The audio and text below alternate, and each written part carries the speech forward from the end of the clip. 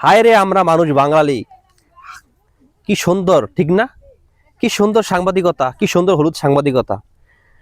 এই যে দেখছেন ছবিটা, নিষ্পাপ ছেলেটা তার মায়ের খুনের জন্য আজকে সে কোথায়? জেলখানায়।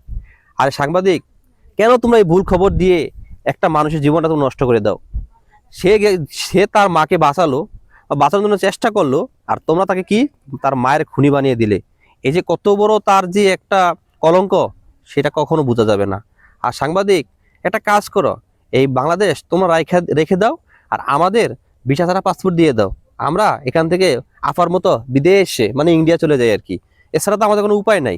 কারণ আমরা যেহেতু বাংলাদেশ থাকতে পারতেছি না, তোমাদের সাংবাদিকতার জন্য তোমরা উল্টাপাল্টা লেখবা আর আমাদের জীবন নিয়ে টানাটানি করবা। যে একটা তুমি মায়ের মৃত্যু ছেলের হাতে যে একটা একটা বড় একটা ইয়া দিয়ে দিলা তারে, সবচেয়ে কঠিনতম যেটা অপবাদ বলে, যে অপবাদের কোনো শেষ নাই। এটা সারা জীবন তার অপবাদ নিয়ে বাঁচতে হবে, কিন্তু সে কিন্তু প্রকৃতপক্ষে খুনি না।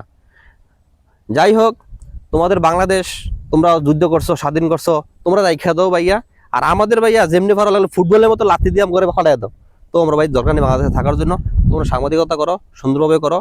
তোমাদের কাছে মাপ চাই ভাই, তোমরা এসব উল্টাফুল্লা নিউজ করো না। এবং এই ছেলেটার মতো নিষ্পাপ ছেলেটাকে আর কোনোদিন কাউরে ফাঁসায়ও না। যাই হোক, ভালো থেকো।